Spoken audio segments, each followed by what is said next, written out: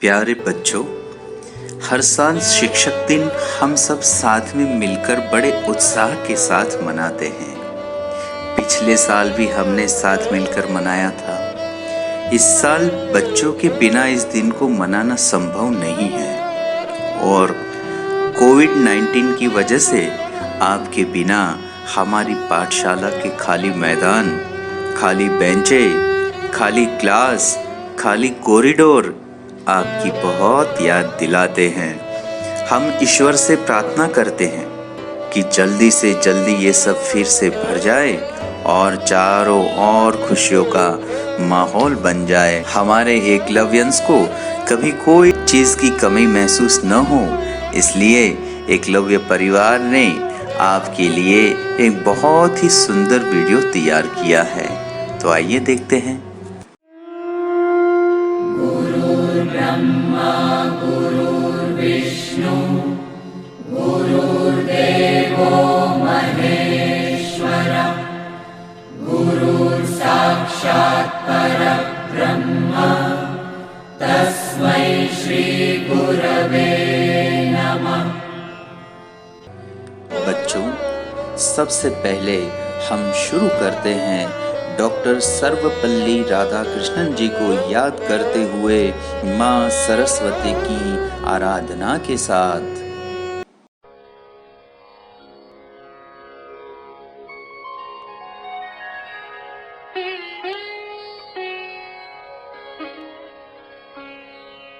या कुन्देन्दु तुषारहार धवला या शुभ्रवस्त्रावृता या वीणा वरदण्डमण्डितकरा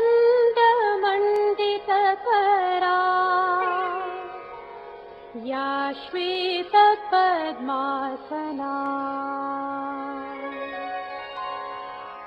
या ब्रह्माच्युत शङ्कर प्रभृतिभिः देवैः सदा वन्दिता सा मां पातु सरस्वती भगवती निःशेषजाड्यापहा।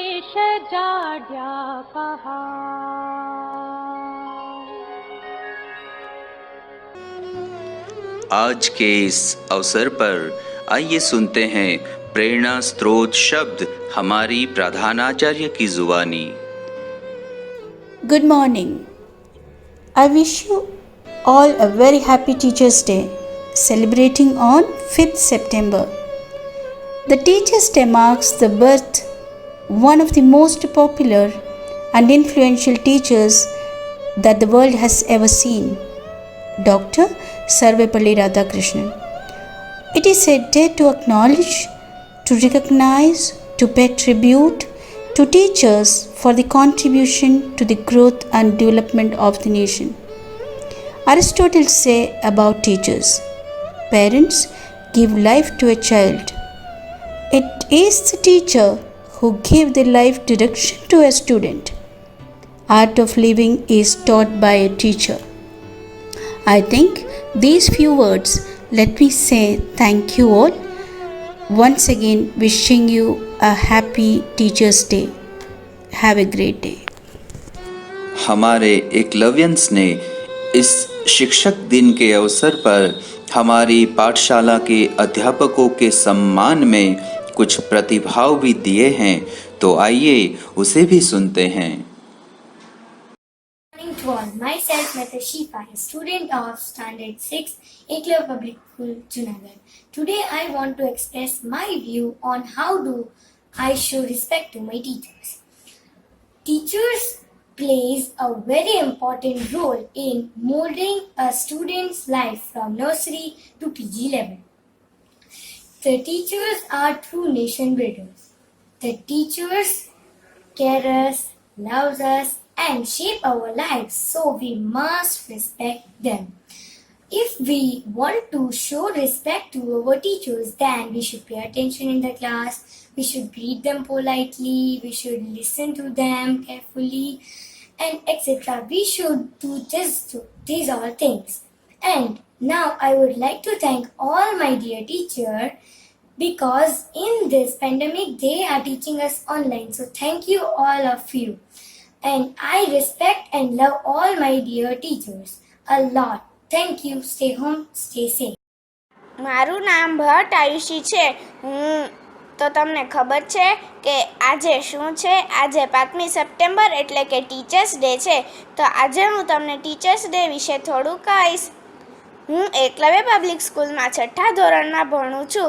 અમારે અહીંયા English, maths, science, SS, Hindi, Sanskrit આ બધા વિષયો આવે છે. બધા વિષયોના શિક્ષકો અમને ખૂબ પ્રેમપૂર્વક ભણાવે છે. બધા વિદ્યાર્થીઓને તે એક સરખું ભણાવે છે. કોઈ પ્રત્યે ભેદભાવ રાખતા નથી. તે બધા જ શિક્ષકો અમને હસતા હસતા ભણાવે છે. કોઈ ઉપર ક્યારેય પણ ગુસ્સે થતા નથી. જો શિક્ષક આટલું કરતા હોય તો વિદ્યાર્થીઓની પણ ફરજ આવે ને કે એમને પણ શિક્ષક પ્રત્યે આદર રાખવો જોઈએ. તો વિદ્યાર્થીઓએ સ્કૂલમાં ડિસિપ્લિન રાખવી જોઈએ. સ્કૂલમાં શિક્ષકોને હેરાન ન કરવા જોઈએ. આપણી બુકમાં ચેકચાક ઓછી કરવી જોઈએ. આપણી બુક આપણા શિક્ષકોને ગમે તેવી રીતે રાખવી જોઈએ. તો આવી રીતે આપણે આપણા શિક્ષકો પ્રત્યે આદર રાખવો જોઈએ. તો મારી તરફથી બધા વિદ્યાર્થીઓ અને શિક્ષકોને હેપી ટીચર્સ ડે.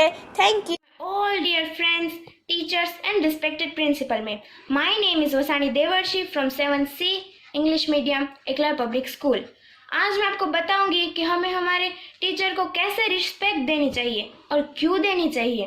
गुरु गोविंद दोनों खड़े, किसको लागू पाए, बलिहारी गुरु आपकी गोविंद दियो बताए. इसका मतलब मैं आपको बाद में बताऊंगी. कहते हैं ना कि एक हमें अच्छा नागरिक बनाने में टीचर का बेस्ट रोल होता है. यदि हमारे जीवन में माता पिता के बाद कोई है रिस्पेक्टेड पर्सन तो वो है हमारे टीचर, क्योंकि वो हमें अच्छा नागरिक बनाते हैं. वो अपने ज्ञान, प्यार और धैर्य से हमें एक मजबूत आकार देते हैं. माँ के बाद वही है जो हमें निस्वार्थ भाव से सब कुछ सिखाते हैं. वो ईश्वर से भी बढ़कर है, वो ईश्वर से भी ऊपर है. मैंने आपको पहले कहा था गुरु गोविंद दोनों खड़े, किसको लागू पाए, बलिहारी गुरु आपकी गोविंद दियो बताए. इसका मतलब गोविंद मतलब हमारे गॉड होते हैं और गुरु मतलब गुरु जी होते हैं वो. और हम दोनों हमारे सामने खड़े तो हम पहले किसको नमन करेंगे, गुरु को या गॉड को? सब सोचेंगे कि हम पहले गॉड को ही नमन कर लेते हैं फिर गुरु जी को करेंगे, पर ऐसा है ही नहीं. हमें पहले गुरु को नमन करना चाहिए, उन्हें रिस्पेक्ट देनी चाहिए. क्यों? क्योंकि वो हमें गॉड तक पहुंचाते ही वही है. हमें अपने ज्ञान से पहुंचाते हैं वो गुरु तक, गॉड तक, है ना. ईश्वर एक अच्छे ब्रह्मांड का निर्माण करता है, पर एक शिक्षक पूरे एक अच्छे राष्ट्र का निर्माण करता है. और गुरु जी है वो हमारे ईश्वर के अनमोल तोहफा है. मेरे गुरुजी मेरे तो बेस्ट फ्रेंड भी है, सिर्फ टीचर नहीं है, मेरे बेस्ट फ्रेंड है. मैं उनके बारे में जितना भी कहूँ उतना कम है. मेरी ओर से सारे एकलव्य पब्लिक स्कूल के टीचर्स को प्रणाम और happy teachers day to all. જય Shri Krishna. Happy teachers day. હું મધુર સાપરિયા, ધોરણ 8. આજનો મારો વિષય છે કે શિક્ષકોનું આદર કઈ રીતે જાળવવું. આપણે શિક્ષકોનું આદર તેના વિશે ખરાબ વિચાર્યા વિના, ભેદભાવ કર્યા વિના અને ક્લાસમાં શાંતિ રાખીને તેનું આદર અને માન જાળવી શકીએ છીએ. આપણે આ બધી બાબતોને ધ્યાનમાં લઈ શિક્ષકોનું આદર જાળવવું તે આપણી ફરજ છે. શિક્ષક વિદ્યાગુરુ છે જે સદા વંદનીય છે, જે આપણને શિક્ષણ સાથે સંસ્કાર નું પણ સિંચન કરે છે. સંસ્કાર આપવામાં માતા પછીનું પણ સ્થાન શિક્ષકનું જ છે.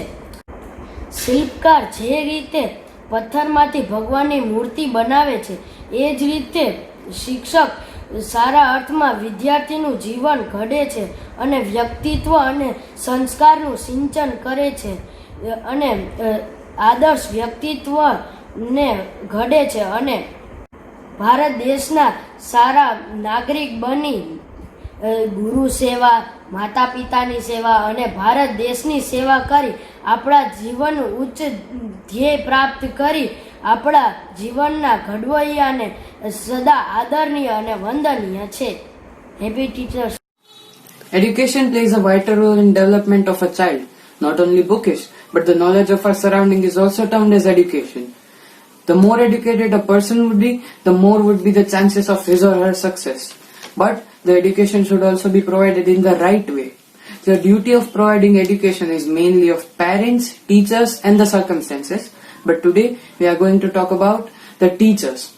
A real teacher will provide you the information of books as well as the surroundings. But as the internet is growing, the lesser respect the teachers are getting. Hello, I am Dey, and today I am going to distinguish some ways to pay off respect to the teachers.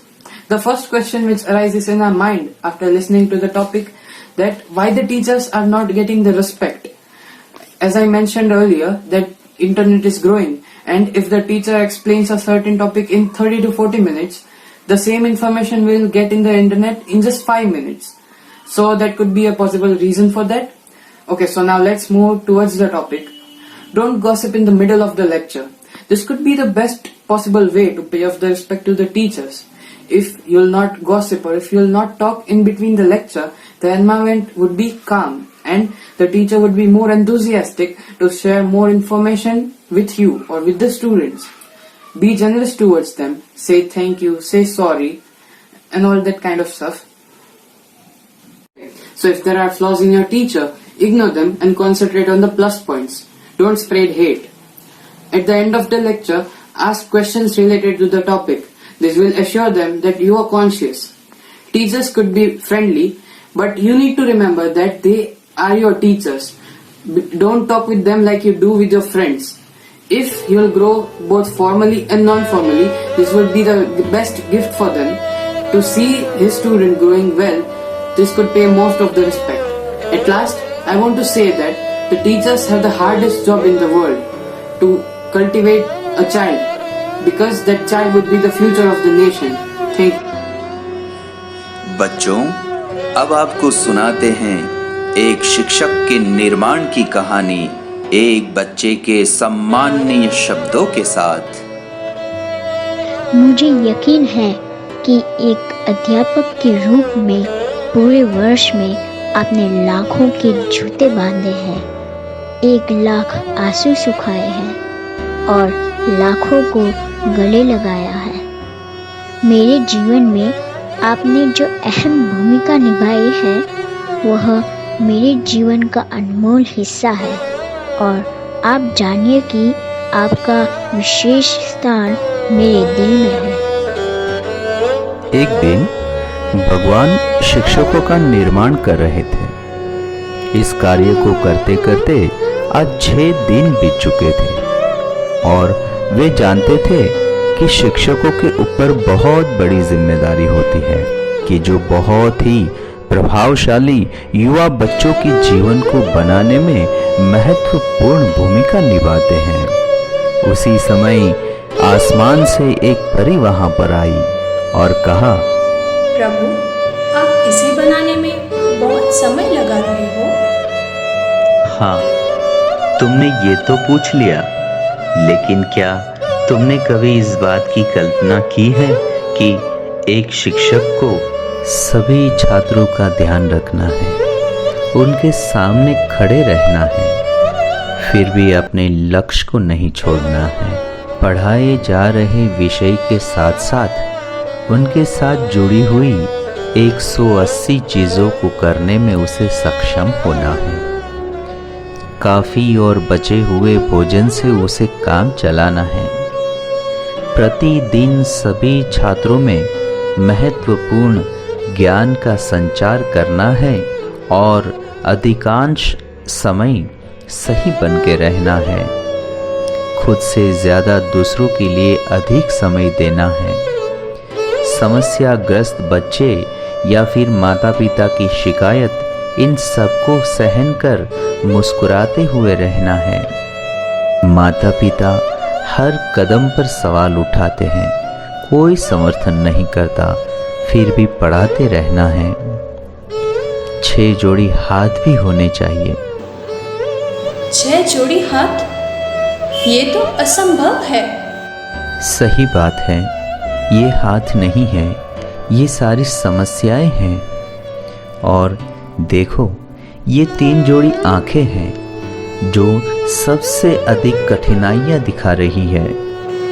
3 जोड़ी आंखें एक आदर्श प्रतिमा पर। इनमें से एक जोड़ी आंखें हर एक छात्र को परखती है कि वह क्या है जो दूसरे उसे नहीं देख पाते हैं। आंखों की एक और जोड़ी शिक्षक के सिर के पीछे होती है जो देखने के लिए नहीं होती, लेकिन क्या हो रहा है उसका ज्ञान होना जरूरी होता है। सामने की आंखें केवल बच्चे को देखने के लिए होती है, क्योंकि वह बच्चे को प्रतिबिंबित करने के लिए कार्य करती है। बच्चे को बिना ज्यादा कुछ कहे कहती है कि मैं सब कुछ जानती हूँ, पर अभी भी आप पर विश्वास रखती हूँ। भगवान, ये तो एक बहुत बड़ी परियोजना लग रही है और मुझे लगता है कि आपको कल इस पर काम करना चाहिए। नहीं, कल पर मैं नहीं छोड़ सकता, क्योंकि इसे बनाते बनाते मैं खुद के करीब आ गया हूँ। मेरे पास और एक काम है। जब वह बीमार होता है तब भी वह बच्चों को पढ़ाता है। जो सीखना नहीं चाहते उनको भी सिखाता है, और उन बच्चों के लिए उनके दिल में विशेष स्थान है जो उनके अपने नहीं हैं। उन लोगों के संघर्षों को समझता है जिनको अपने बच्चों का ध्यान रखने में कठिनाइयां होती है। यह बहुत नरम दिल है। हाँ, लेकिन ये कठिन भी है। आप कल्पना भी नहीं कर सकते कि जरूरत पड़ने पर यह शिक्षक क्या क्या सहन करता है। क्या यह शिक्षक सोच सकता है? न केवल सोचता है, वह कारण भी ढूंढता है और समझौता भी करता है। प्रभु, आप जो कर रहे हो वह ठीक तो लग रहा है, लेकिन देखिए उसके चेहरे पर दरार पड़ गई है, उसमें से पानी निकल रहा है। मैंने आपको बताया था ना कि आप एक शिक्षक को इतना तनाव दे रहे हो, वह नहीं सह पाएगा। यह पानी नहीं है, ये आंसू है। आंसू? वह क्या होता है? किस चीज के लिए आंसू आते हैं? यह एक छोटे से काम को पूरा करने वाले बच्चे को देखने की खुशी और गर्व के लिए है। यह उन बच्चों के अकेलेपन के लिए है जिनके लिए कुछ हासिल करना कठिन है, और यह उनके माता पिता की भावनाओं की अनुकंपा के लिए है। यह उन बच्चों तक नहीं पहुंच पाने के दर्द से आता है जो अपने आप में निराशा महसूस करते हैं। यह अक्सर तब होता है जब एक शिक्षक एक वर्ष के लिए एक कक्षा में होता है और उन छात्रों को अलविदा करता है एवं एक नए वर्ग का स्वागत करने के लिए तैयार होता है। प्रभु, आंसू वाली बात एक महान विचार है। आप महान हैं प्रभु, आप महान हैं। बच्चों, देखा आपने एक शिक्षक कितनी मुश्किलों का सामना करके छात्रों में ज्ञान की संचार करता है। बदले एक टीचर आपसे क्या मांगता है? एक प्यार भरी मुस्कान। हमें यकीन है कि आप हमेशा मुस्कुराते रहेंगे। आप सभी का बहुत बहुत धन्यवाद।